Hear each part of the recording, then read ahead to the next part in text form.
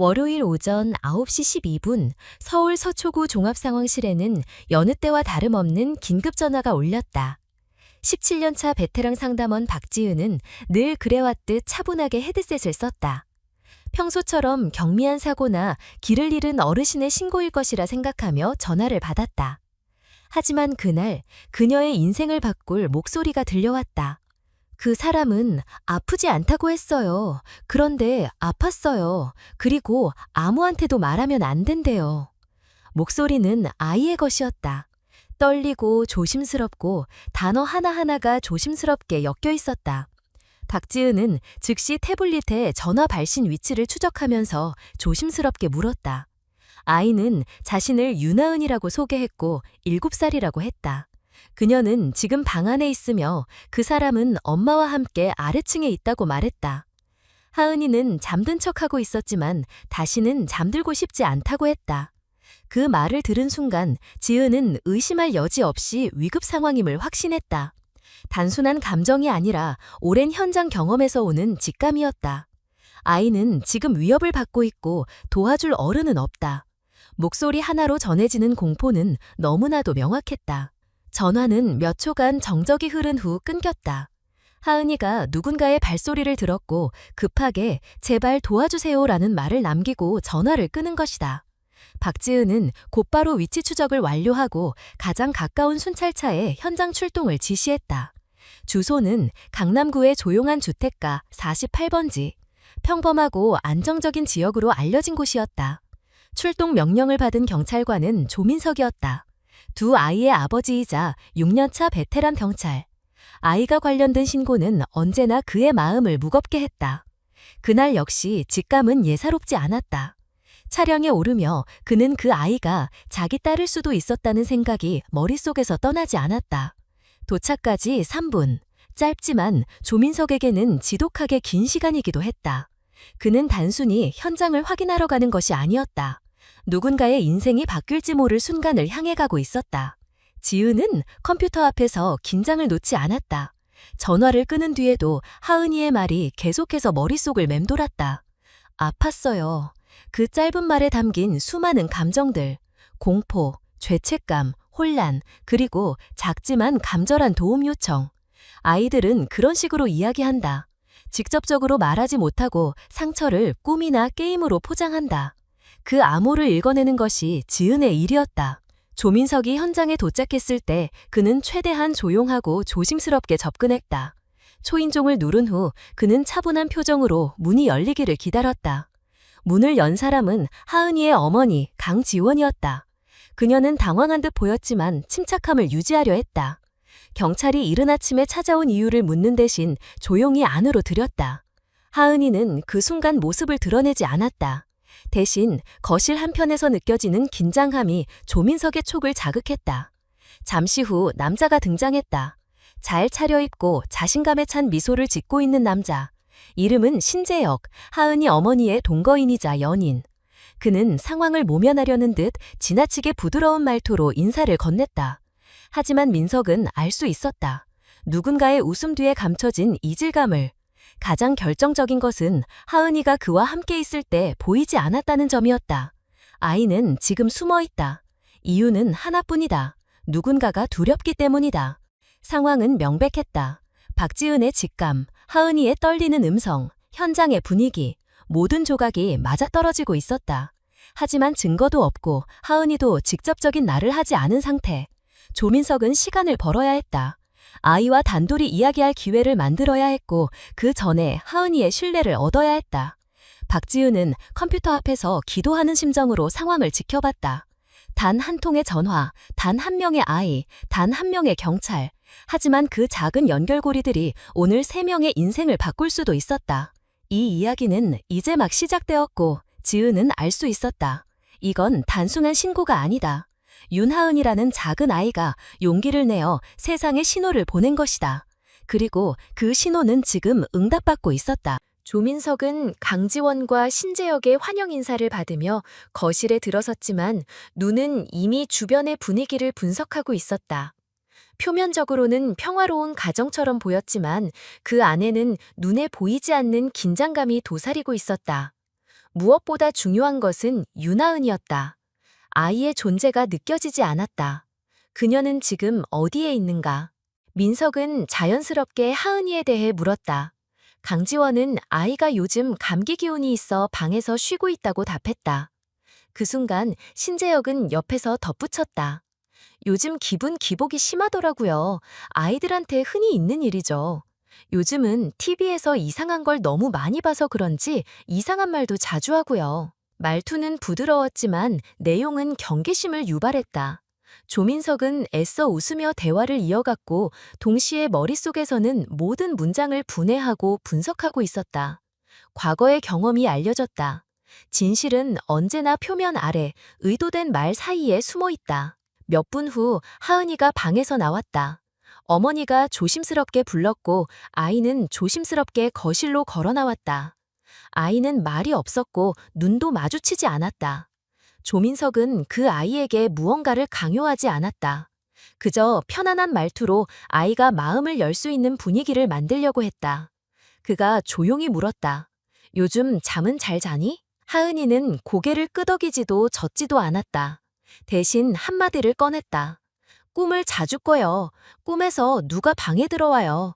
그 사람은 우리만의 비밀이라고 해요. 그 순간 조민석은 숨을 멈췄다.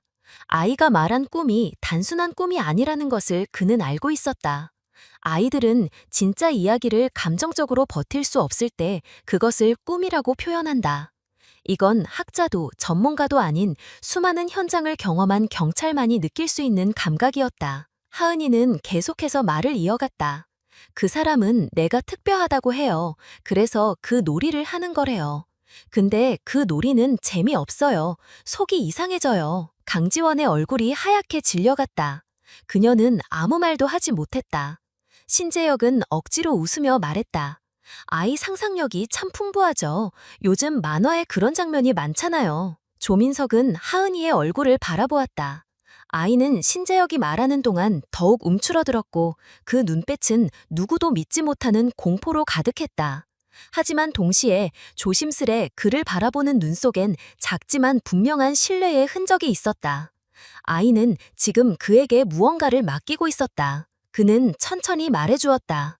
꿈 이야기해줘서 고마워. 어떤 꿈이든 이야기해주면 좋은 어른들이 도와줄 수 있어. 하은이는 조용히 입을 열었다. 그 꿈이 진짜였을까봐 무서워요. 말하면 엄마가 다칠까봐. 그 한마디가 모든 퍼즐을 맞췄다. 조민석은 더 이상 주저하지 않았다. 그건 명확한 SOS였다. 그는 하은이에게 말해주었다. 네가 지금 이렇게 말 한 번만으로도 정말 용감한 거야. 우리가 도와줄게. 이제는 숨기지 않아도 돼. 그 순간 신재혁이 말투를 바꿨다. 하은아, 그만하자. 어른들 앞에서 그런 이야기 하면 안 되지. 하지만 하은이는 이번에는 반응하지 않았다. 오히려 조민석을 바라보며 작게 말했다. 무서운 비밀은 이제 말해도 된대요. 강지원은 눈물을 참지 못했다. 그제서야 그녀는 모든 조각들이 하나로 연결된다는 사실을 받아들였다. 아이의 갑작스런 말없음, 이유 없는 공포, 밤마다 깨는 잠, 모두가 하나의 이유에서 비롯된 것이었다. 신재혁은 당황한 기색을 감추지 못하고 조민석에게 언성을 높이려 했지만 이미 늦었다. 경찰은 이미 상황을 인지했고 다음 단계로 나아갈 준비가 되어 있었다. 민석은 상부에 즉시 보고를 올리고 추가 지원을 요청했다. 동시에 하은이와 강지원을 안전하게 분리할 계획을 수립했다. 박지은 역시 상황을 실시간으로 전달받으며 손을 놓지 않았다. 그녀는 자신이 받은 그 통화가 단순한 신고가 아니라 구조 신호였음을 알고 있었다. 그리고 지금 그 구조는 실현되고 있었다. 윤하은은 더 이상 혼자가 아니었다. 그녀의 용기는 단 한마디에서 시작됐고 지금 그 작은 목소리는 보호받기 위한 첫걸음을 내딛었다. 조민석은 그 사실을 가슴 깊이 새기며 다음 단계로 나아갔다. 이제 중요한 건 이 아이가 다시는 두려움에 잠들지 않아도 되게 만드는 일이었다. 하은이가 그날 처음으로 자신의 마음을 표현한 순간 모든 것이 달라지기 시작했다. 조민석은 아이가 더 이상 침묵하지 않는다는 사실 자체가 이미 사건의 전환점이 될 수 있음을 직감했다. 신재혁은 당황했지만 여전히 그 특유의 부드러운 말투를 유지하며 상황을 수습하려 했다. 요즘 아이들 관심 받고 싶어서 꾸며내는 얘기 많이 하잖아요. 하은이도 그런 시기인 것 같네요. 그러나 조민석은 이미 더 이상 그의 말에 귀 기울이지 않았다. 하은이가 보인 반응, 말하는 방식, 그리고 무엇보다 그 눈빛 속에 담긴 두려움과 간절함이 모든 걸 말해주고 있었다. 더는 상상이라 치부할 수 없는 이야기였다. 민석은 하은이에게 천천히 다가가 조용히 물었다. 하은아, 그 사람이 말한 비밀이 뭐였는지 기억나? 하은이는 주변을 살피고 엄마를 힐끗 바라보더니 조심스럽게 고개를 끄덕였다. 그 사람이 말했어요. 우리가 한 건 진짜가 아니래요. 그냥 장난이래요. 그래서 아무한테도 말하면 안 된대요. 말하면 엄마가 아프게 될 거래요. 집도 없어질 수도 있대요. 그 말을 들은 강지원은 입을 틀어 막았다. 조민석은 그녀가 이제야 상황의 본질을 직시하고 있다는 것을 느꼈다. 몇 달 동안 이어졌던 불안한 감정, 설명할 수 없었던 아이의 변화들, 그리고 신재혁의 지나치게 부드러운 통제, 모든 퍼즐이 맞춰지고 있었다. 그녀는 고개를 떨군 채 말없이 눈물을 삼켰다. 조민석은 신재혁에게 다시 시선을 돌렸다. 이제 그의 표정은 더 이상 여유롭지 않았다. 긴장이 느껴졌고 말투는 점점 날카로워졌다. 경찰님, 지금 제가 뭘 했다고 이렇게 심각하게 받아들이시는 건가요? 이건 그냥 아이가 꾸며낸 이야기일 뿐인데요. 저희는 그저 조용히 살고 싶습니다.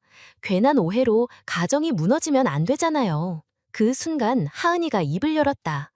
나는 더 이상 무서운 비밀을 가지고 싶지 않아요. 그 사람은 엄마가 없을 때마다 방에 왔어요. 장난이라고 했는데 나는 싫었어요. 그건 장난이 아니었어요. 정적이 흘렀고 강지원은 그대로 주저앉을 뻔했다. 민석은 숨을 고르고 단호하게 말했다. 이제는 저희가 보호해야 할 단계입니다. 하은이는 지금 충분히 용기를 냈고 우리는 그 용기에 응답해야 합니다. 민석은 상부에 정식 보고를 올리며 아동보호기관과 협력할 것을 요청했다. 그 즉시 하은이와 어머니를 분리보호 대상으로 지정했고 신재혁에 대해서는 조사를 시작하기로 결정했다. 증거 확보를 위해 강지원의 협조가 필수적이었지만 그녀는 이미 정신적으로 무너진 상태였다. 그때 밖에서 초인종 소리가 울렸다. 경찰의 요청으로 함께 온 아동 상담사가 도착한 것이다. 그는 하은이와 간단한 대화를 나눈 뒤 즉시 추가 보호 조치를 권고했다. 하은이는 처음엔 낯선 얼굴에 조심스러웠지만 상담사가 무서운 일은 이제 끝났어요 라고 말하자 작게 고개를 끄덕였다. 한편 신재혁은 상황을 통제하려는 마지막 시도를 했다.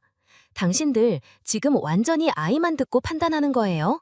어른 말을 안 듣고 아이만 믿는 게 맞는 겁니까? 조민석은 더 이상 대화를 길게 이어가지 않았다. 그는 조용히 신재혁에게 말했다. 하은이는 지금까지 너무 오래 침묵해왔습니다. 그 침묵을 깨는 데는 큰 용기가 필요했죠. 우리는 그 용기를 지켜야 할 책임이 있습니다.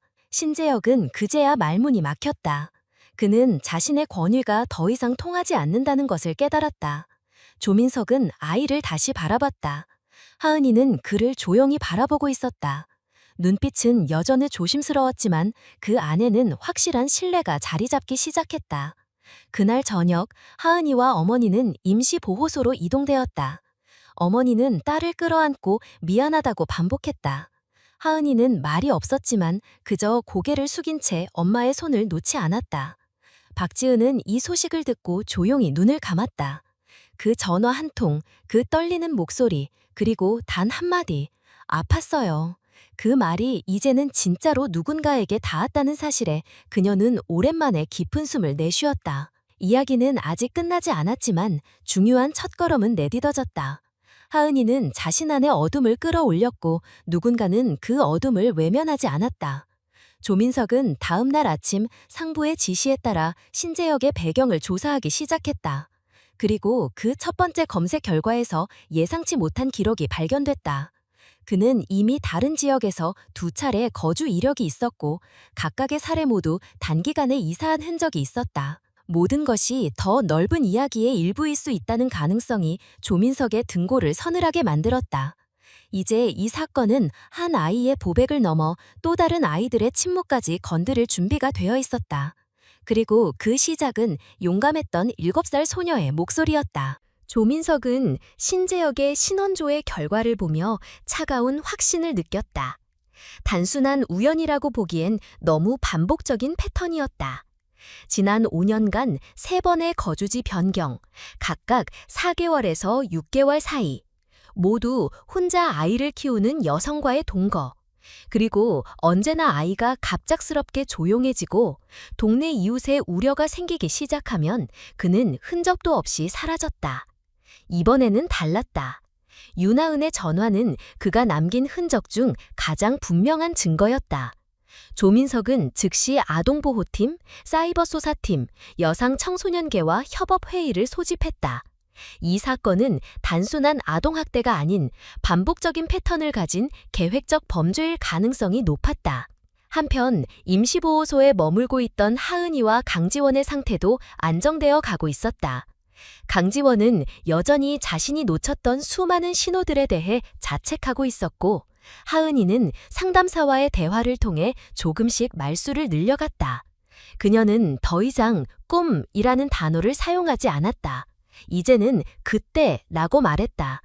단순한 변화였지만 그 속에는 명확한 현실 인식이 담겨 있었다.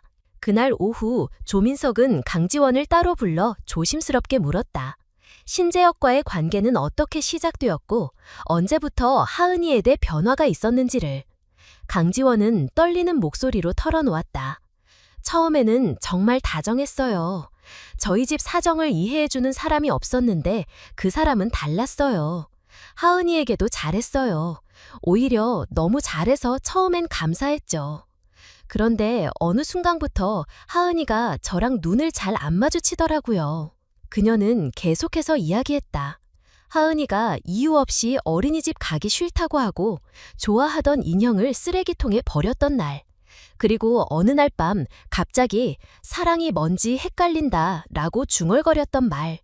그 모든 순간을 떠올리며 강지원은 울음을 터뜨렸다. 그때 왜 그 말을 그냥 넘겼는지 모르겠어요. 내가 그때 바로 물어봤어야 했는데.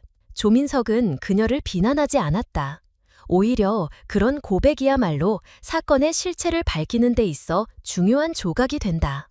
그는 조용히 고개를 끄덕이고 그녀에게 감사 인사를 전했다. 지금이라도 말씀해 주셔서 다행입니다. 앞으로 하은이를 지키는데 꼭 필요한 이야기예요. 그 시각 경찰서의 디지털 수사팀은 신재혁의 과거 인터넷 기록을 복원하고 있었다. 그의 노트북에서 삭제된 폴더를 복구하던 중 특정 단어들이 반복적으로 나타났다. 비밀 시간, 특별한 놀이, 아무한테도 말하지 않기. 이는 하은이가 사용했던 단어와 정확히 일치했다. 조민석은 점점 더 이 사건이 단순한 개인의 일탈이 아니라고 확신했다. 신재혁은 의도적이었다.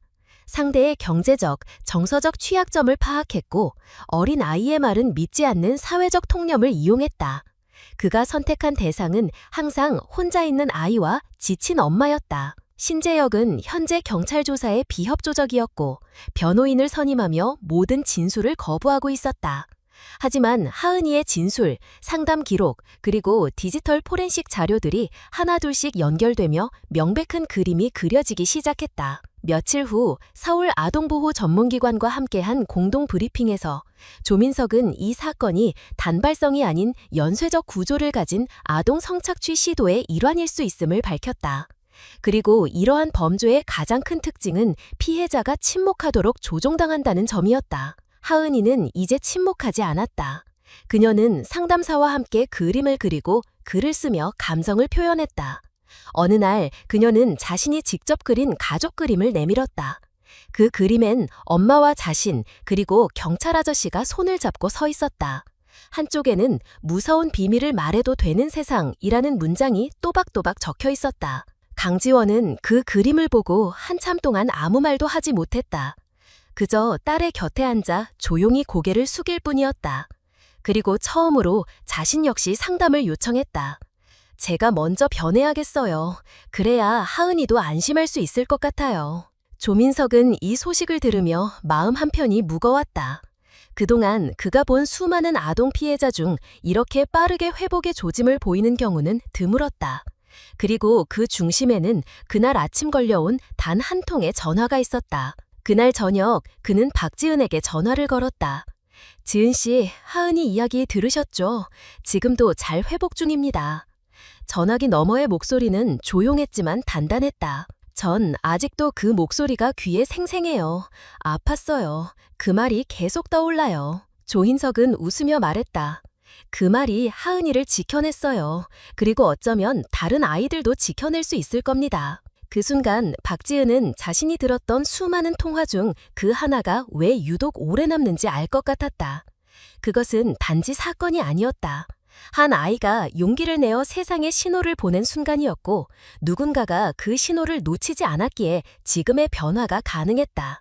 그리고 이 이야기는 이제 막 진실을 향한 문을 열고 있었다. 신재혁이 경찰의 통제 아래 놓이면서도 끝까지 부정하고 있다는 사실은 모두를 긴장하게 만들었다. 그의 태도는 마치 상황을 아직 자신이 통제할 수 있다고 믿는 사람의 그것과 같았다. 하지만 조민석은 알고 있었다. 이미 판이 기울었다는 것을. 이제 남은 건 하은이의 용기를 어떻게 지켜낼 것인가였다.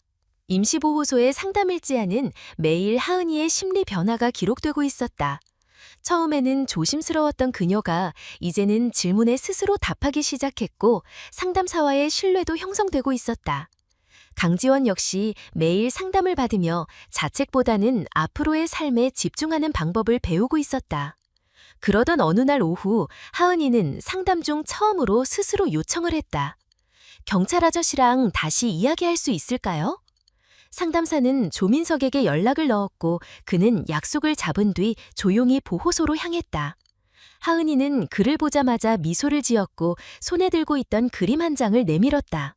그림 속에는 엄마, 자신, 경찰 아저씨가 함께 있고 그 옆에는 이제는 비밀 안 해도 돼요 라는 문장이 또박또박 적혀 있었다.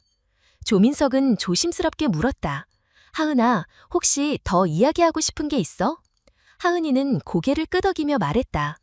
그 사람이 자꾸 방에 와서 말했어요. 이건 우리만의 시간이라고. 엄마가 자거나 없을 때만 해야 된다고.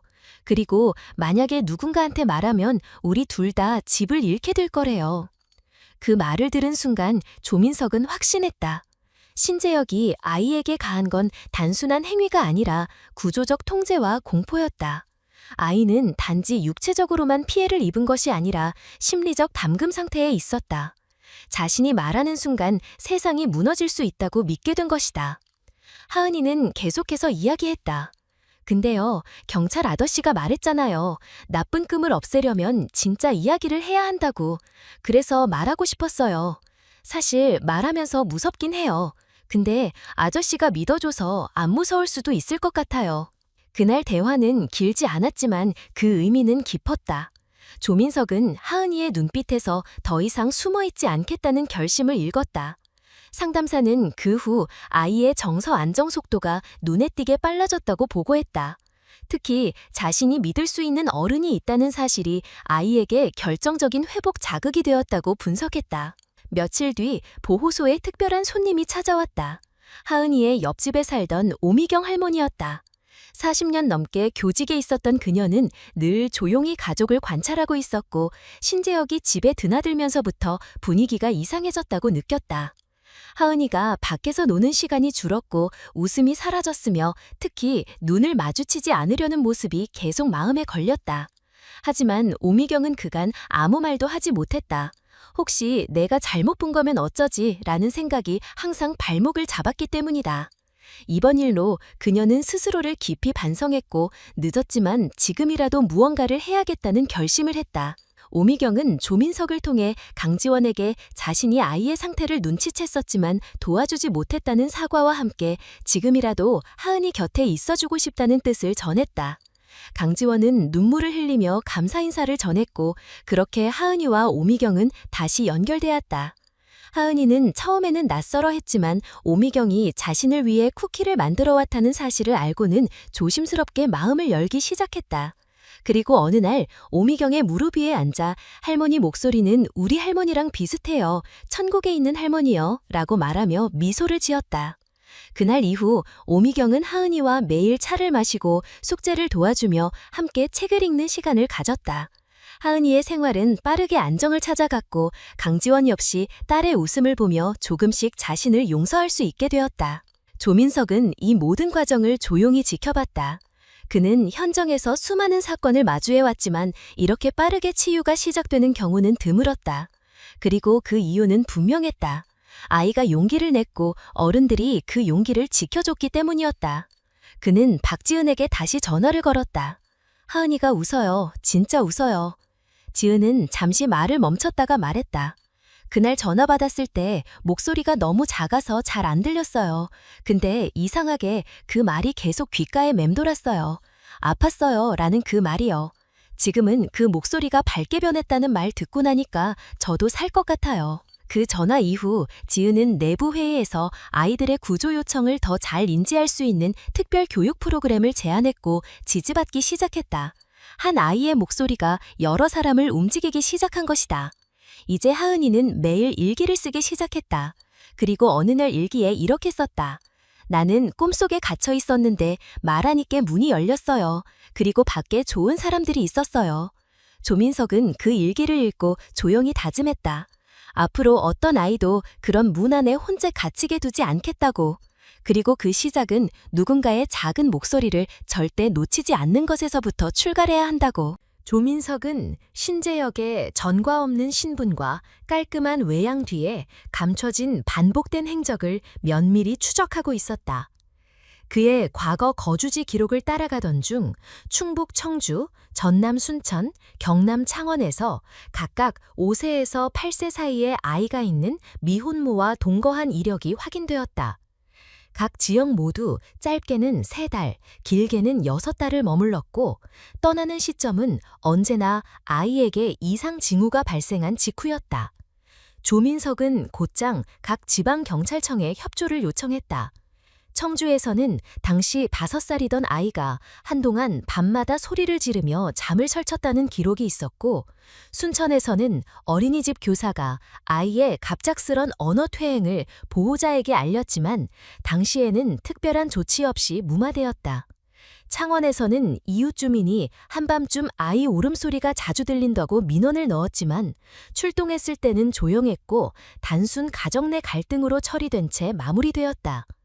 세 지역 모두 정식 신고나 고소는 없었지만 그 흔적들은 지금과 너무 닮아 있었다. 민석은 이것이 단순한 우연이 아닌 패턴화된 범죄임을 확신했다. 그는 곧바로 서울지방경찰청 여성청소년 수사팀과 협업을 추진했다. 신재혁은 가면을 쓴 사람이었다.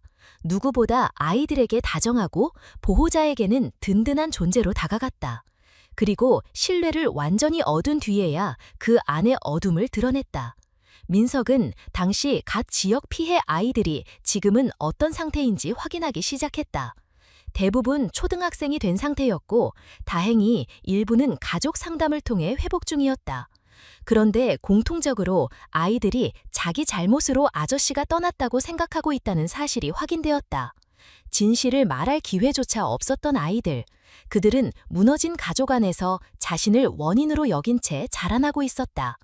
그는 생각했다. 하은이의 용기가 이 아이들에게도 닿을 수 있을까? 그리고 바로 다음 날 지방경찰청 협조 아래 부모들과 연락이 닿기 시작했다. 청주의 한 어머니는 조민석의 설명을 듣고 눈물을 흘리며 말했다. 우리 애가 아직도 밤에 혼잣말을 해요. 그 이름을 부르면서요. 근데 전 그게 단순한 상실감이라고 생각했어요. 순천의 아이는 더 이상 자신을 만지지 말라고 엄마에게 말한 적이 있었다. 엄마가 안아주려 하자 겁에 질려 울음을 터뜨렸던 기억. 하지만 그때는 민감한 성격이라고 생각하고 넘겼었다.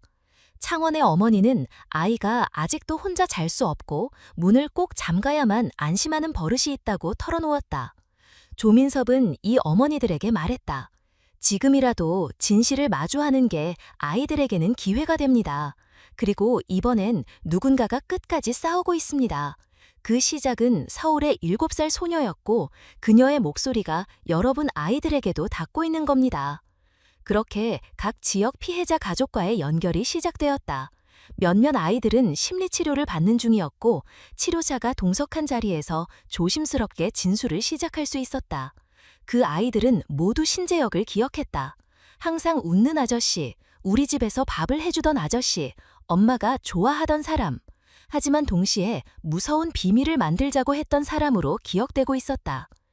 아이들은 하은이의 이야기를 영상으로 접하면서 자신들도 이야기해도 된다는 용기를 얻었다고 말했다. 그 작은 영상 속 목소리, 무서운 비밀은 말해도 돼요 라는 말이 그들에게도 닿은 것이다. 조민석은 그날 밤 박지은에게 전화를 걸었다. 지은 씨, 우리가 막은 건 단지 한 사람의 범죄가 아니었어요. 지금 아이들이 용기를 내고 있어요. 그리고 그 출발은 당신이 받은 그 통화였어요. 박지은은 한삼 침묵하더니 조용히 말했다. 그 아이 목소리가 제 안에 아직 있어요.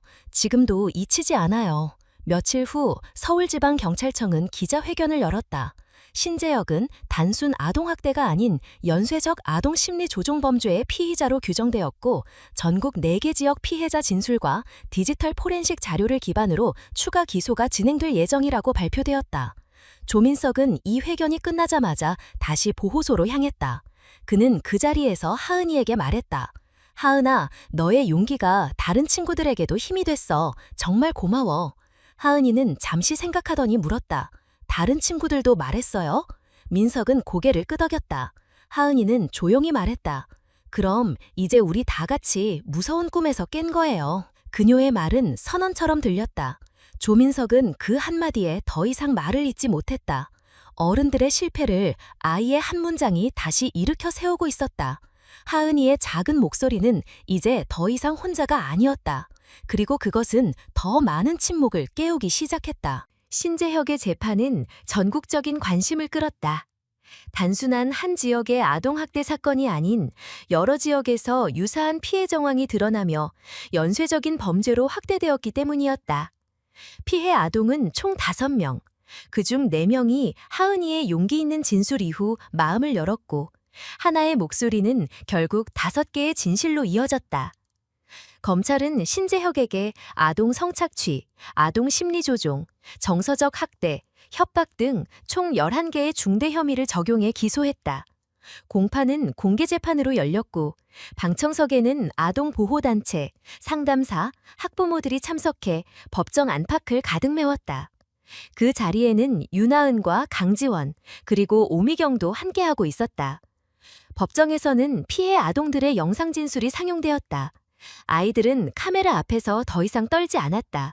조심스럽지만 분명한 말투로 자신에게 일어난 일을 설명했고 그때 느꼈던 감정과 두려움을 구체적으로 전달했다. 특히 하은이의 진술은 단단하고 조리 있었다.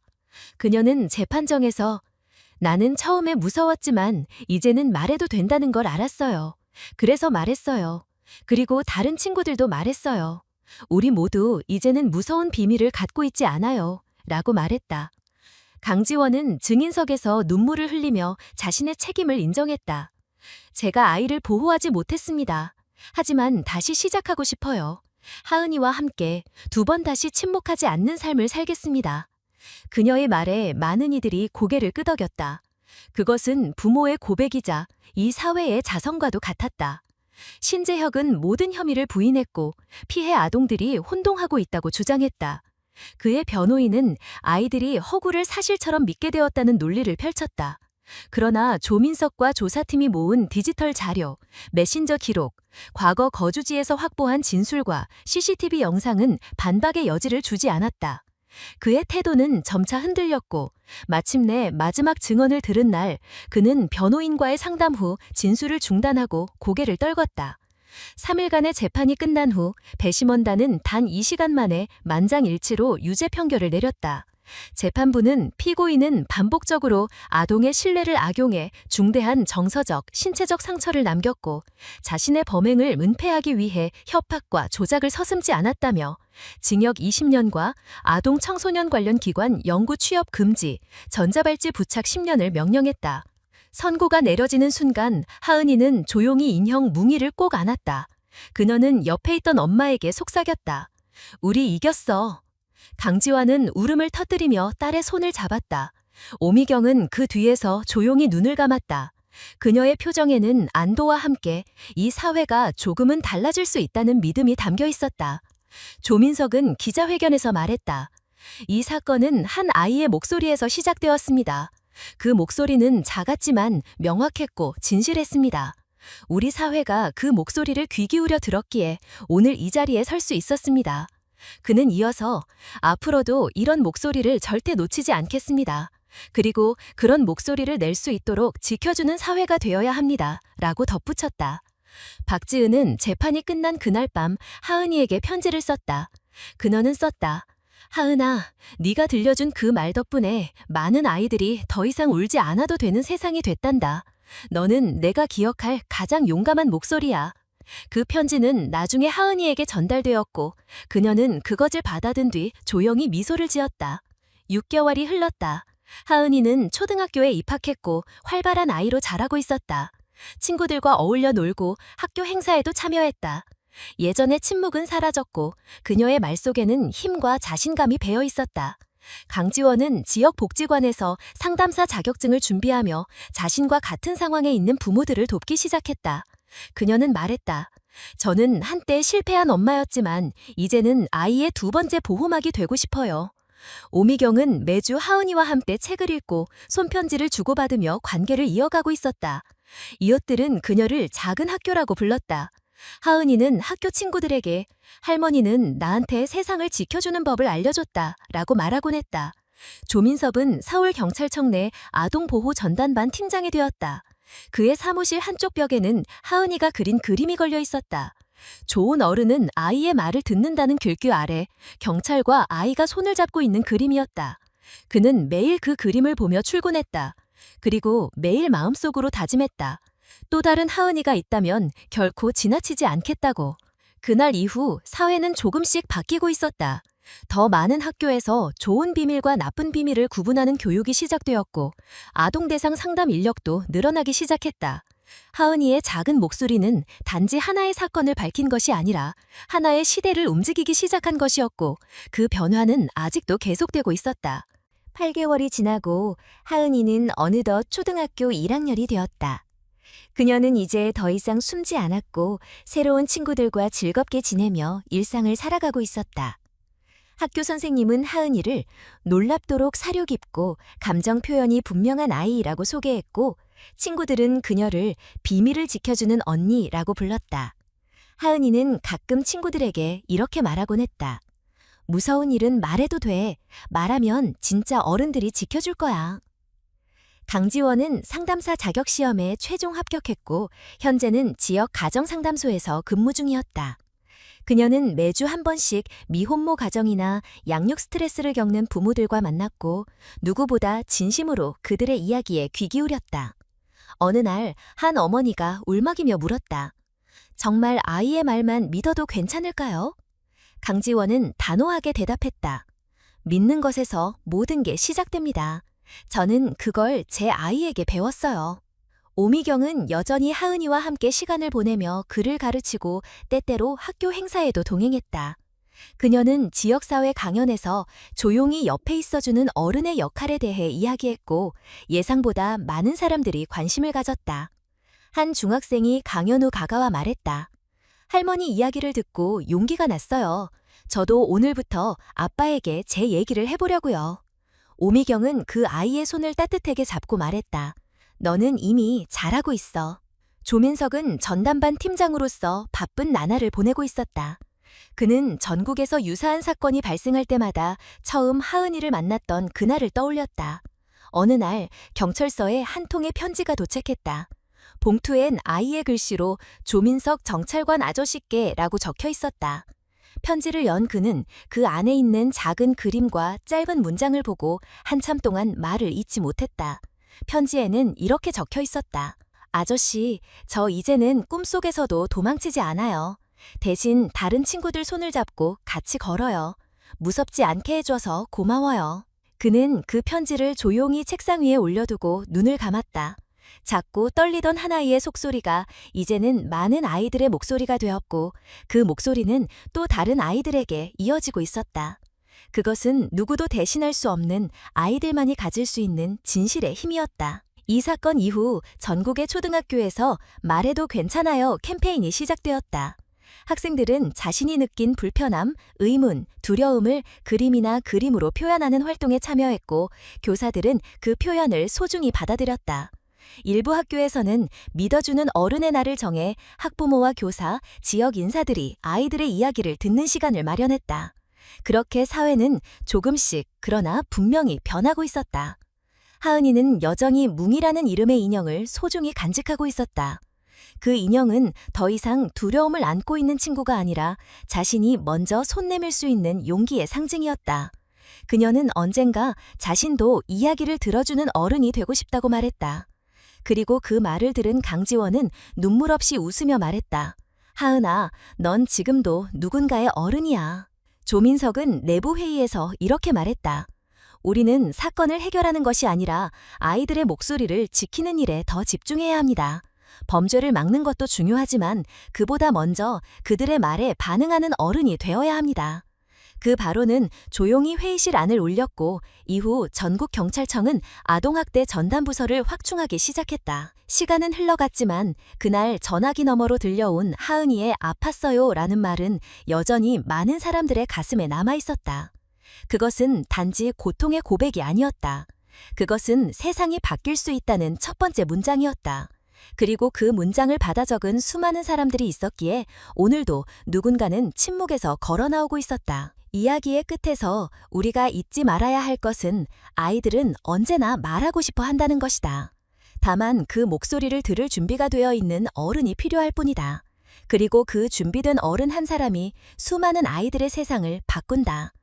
지금 이 순간에도 누군가는 속삭이고 있다. 아팠어요. 그 목소리를 놓치지 않는 것. 그것이 어른이 되어야 하는 이유다. 오늘의 이야기에 귀 기울여 주신 여러분께 진심으로 감사드립니다. 이 이야기는 단지 한 아이의 용기 있는 목소리로 시작되었지만 결국 많은 사람들의 삶을 움직이고 사회를 변화시키는 큰 울림이 되었습니다. 우리가 이 이야기에서 배울 수 있는 가장 중요한 교훈은 아이들의 작고 떨리는 목소리일지라도 귀 기울여 들어주는 어른이 필요하다는 것입니다. 진심으로 들어주는 한 사람이 있다면 세상은 조금씩 더 나은 방향으로 바뀔 수 있습니다. 이 영상을 보시고 마음속에 무언가 남았다면 그것만으로도 저희는 큰 힘이 됩니다. 여러분의 한 번의 관심, 따뜻한 댓글 한 줄, 그리고 작은 손가락의 좋아요와 구독은 저희가 더 많은 의미 있는 이야기를 계속 만들어 나갈 수 있도록 하는 큰 응원이 됩니다. 지금 이 순간에도 어딘가에는 자신의 이야기를 하고 싶지만 두려움 속에 머무르는 아이가 있을지 모릅니다. 그 아이들에게 여러분의 관심과 연대는 커다란 빛이 될 수 있습니다. 함께 해주셔서 진심으로 감사드리며 다음 이야기에서도 또 따뜻한 마음으로 인사드릴 수 있기를 바랍니다. 감사합니다.